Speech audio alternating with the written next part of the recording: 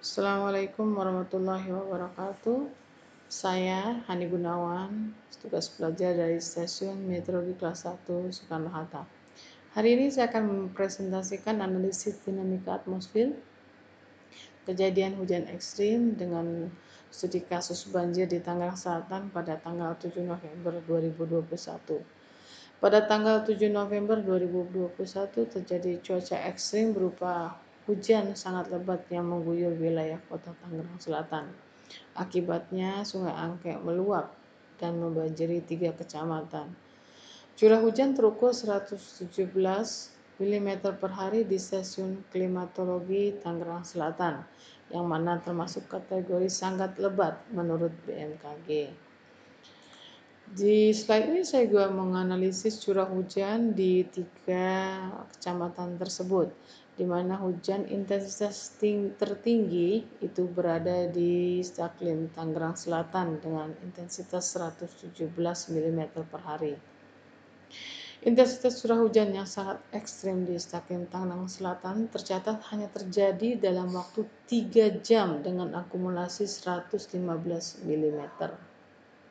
Di slide ini saya juga menganalisis cita penginderaan jauh dengan radar di Stamed Soekarno-Hatta.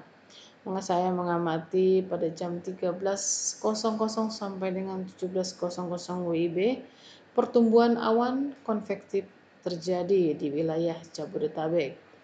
Di jam 13.30 sampai dengan 14.30 WIB, saya melihat nilai reflektivitas maksimum 55 sampai dengan 60 dBz di Tangerang Selatan. Dan 14.30 sampai dengan 17.00 WIB, MCS semakin meluas, namun intensitas berkurang dan bergeser ke selatan dan tenggara Jabodetabek. Di slide ini saya juga menganalisis atmosfer global. Saya melihat nilai ENSO, ada indikasi La Nina lemah di wilayah Indonesia. Dan saya melihat nilai indeks IOD yang menandakan peningkatan curah hujan di wilayah barat Indonesia, namun pengaruhnya masih kecil. Dan saya melihat di MJO pada fase 4, berada di fase 4 dan memiliki pengaruh di wilayah benua maritim Indonesia. Di slide ini saya juga menganalisis gelombang tropis. MJO dan gelombang Rossby terpantau di wilayah Indonesia, khususnya Pulau Sumatera dan Jawa. Gelombang Kelvin pada tanggal 6 November berada di Samudra Hindia hingga Jawa bagian barat dan Kalimantan. Untuk gelombang Kelvin 7 November bergerak ke timur di wilayah Jawa bagian tengah hingga Sulawesi bagian barat. Telekoneksi dari beberapa gelombang dalam satu waktu sangat memungkinkan peningkatan intensitas hujan dari sistem konvektif kuat.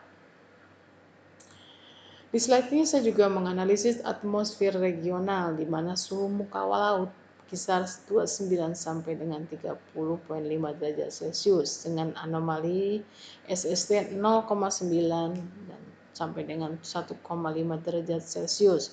Di utara dan selatan Jawa menunjukkan adanya potensi penguapan. Dan saya melihat pola angin gradien menunjukkan pola peralihan musim dari monsun Australia ke monsun Asia. Terjadi konvergensi di wilayah Laut Jawa dan Selatan Sunda hingga Samudra Hindia Selatan Jawa. Di slide ini saya juga menganalisis atmosfer skala lokal dengan berdasarkan data radiosondi. Terlihat memang adanya potensi pertumbuhan awan konvektif dan awan tinggi di wilayah Jabodetabek. Terlihat juga di lapisan menengah meningkatnya potensi pertumbuhan awan-awan konvektif. Dan indeks stabilitas atmosfer menunjukkan kondisi atmosfer dalam keadaan labil dan potensi konvektivitas lemah dengan hingga sedang dan kandungan uap air yang cukup tinggi. Dan saya berkesimpulan hujan ekstrim dengan intensitas lebat hingga sangat lebat di wilayah Tangerang Selatan terjadi pada tanggal 7 November 2021. Faktor global La Nina lemah, MJO, gelombang Rossby dan Kelvin sangat berpengaruh. Faktor regional SST hangat, pertumbuhan angin mendukung pertumbuhan awan. dan faktor lokal atmosfer labil dengan potensi konvektif dan uap air tinggi. Kombinasi faktor-faktor ini mendukung terjadinya hujan ekstrim yang menyebabkan banjir di Tangerang Selatan pada tanggal 7 November 2021. Assalamualaikum warahmatullahi wabarakatuh. Terima kasih.